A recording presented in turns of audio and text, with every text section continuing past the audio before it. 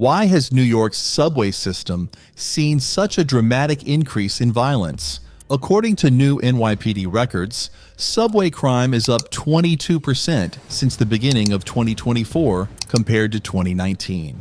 City Hall today addressing new NYPD data showing subway crime up 22% since the beginning of the year. Things are becoming worse, but we are not seeing any action by the authorities. Do you think they are lying or manipulating the public into thinking that subway crimes are rare? Welcome back, everyone.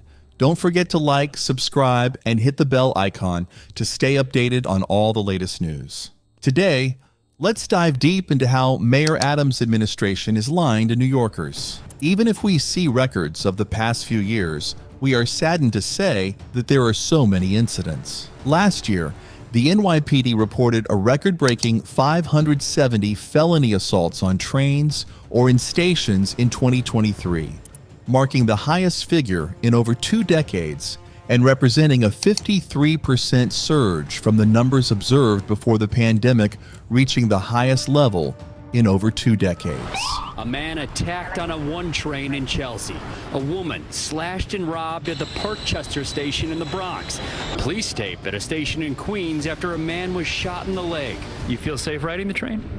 Not really. Contrastingly, the year 2019 saw only 373 cases of felony assault reported.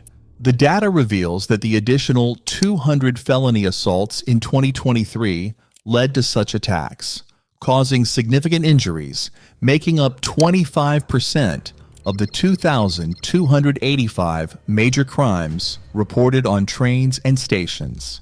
This is a significant increase from 2019, where they constituted only 15% of the 2,499 major crimes recorded.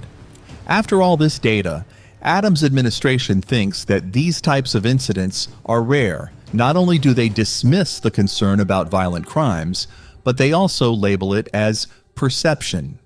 There were 3 subway murders in 6 weeks during the start of the year. You would still describe them as rare. Despite the authorities fooling, or you can say reassuring the common people, the statistics are still high.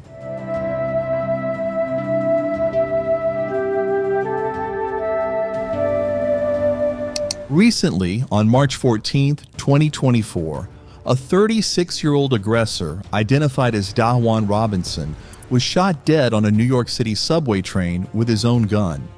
How causally people can access weapons and use them in public, and they would still call it rare.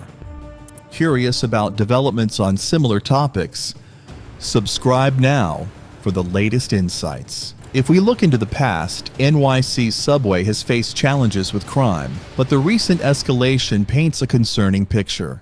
Despite official assurances, the data contradicts claims of safety.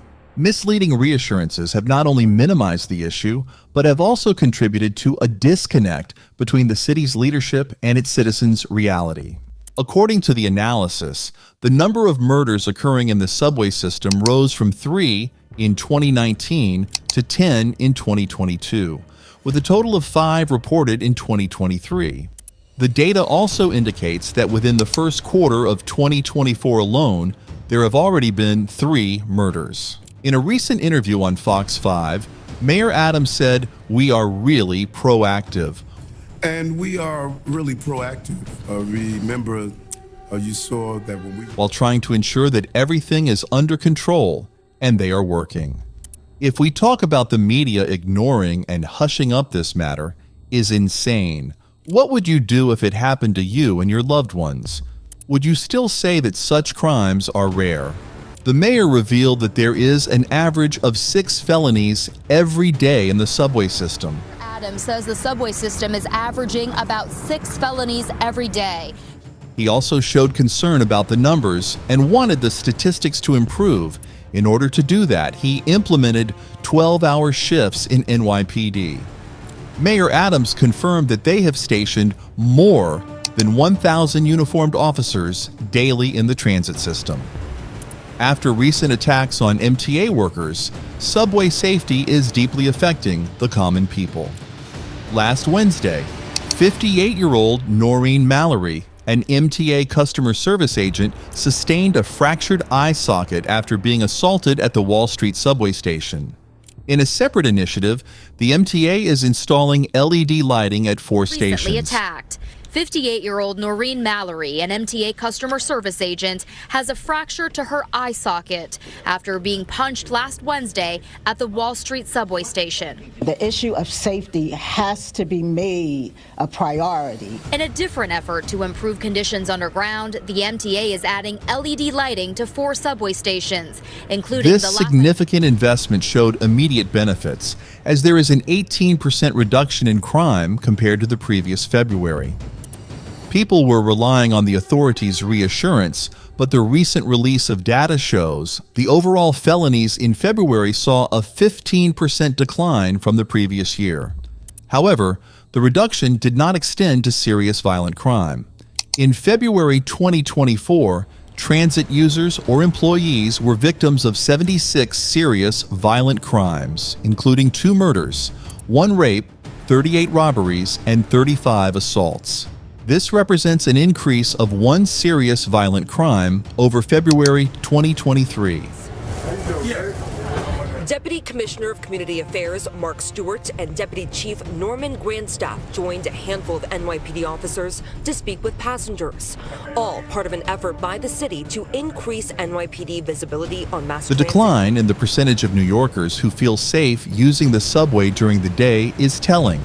It's essential to ask, whose reality is being reflected in the official statements? According to the statistics, there is a significant chance that you could be hurt if you are a subway user. 1 in 40 individuals could get a serious, deadly injury if that individual is close to the subway train or platform. One subway user told CBS New York that if there are visible officers on duty, it might minimize the crime rate. Train, and I feel like if there's more visible officers, it probably... If we talk about how the mayor blamed the mental health of teenagers as the root cause of crimes, is absurd. Not only this, he also blamed social media as the main reason for depression, anxiety, and also increased suicidal thoughts. Social media companies to talk about the impact on how this impact on the mental health of our young people. And we're saying to social media, let's stop using algorithms to draw our young people into dark places. We're seeing increase in depression, increase in suicidal ideations. We are seeing... In reality, out of the nearly 40 individuals apprehended for assaulting MTA employees in the subway system last year, half had documented histories of mental health issues. MTA Chair and CEO Janno Lieber said in a statement, "This is what I have said for some time. People with severe mental illness who pose a risk to themselves or other passengers should be in treatment, not living on the subways." Well, the attack on the 17-year-old who was defending his pregnant sister. All these incidents and different perspectives are affecting the people who no longer feel safe. Taking the train at his moment is the worst thing, and this is how people feel about the security, even though the numbers of NYPDs increased. Taking the trains right now is the worst thing that someone can... A 64-year-old man who was kicked onto the tracks. The public perception of security has reached the lowest level. Will you still think the crime rate is getting better and people will feel secure? The disparity between official narratives and the actual experiences of New Yorkers is stark. Personal stories of fear and anxiety conflict with the reassurances of safety. The gap between the administration's portrayal of subway safety and the lived experiences of its users is vast. Increasing the number of officers and blaming mental illness won't solve anything unless we look into the root cause of the crimes and catch those criminals. The call for transparent, effective measures to ensure public safety has never been more urgent. How long can the administration continue to mask the reality of subway crime? We encourage you to share your thoughts and experiences. Together, we can push for a safer, more transparent NYC subway system. Want more eye-opening updates? Hit that subscribe button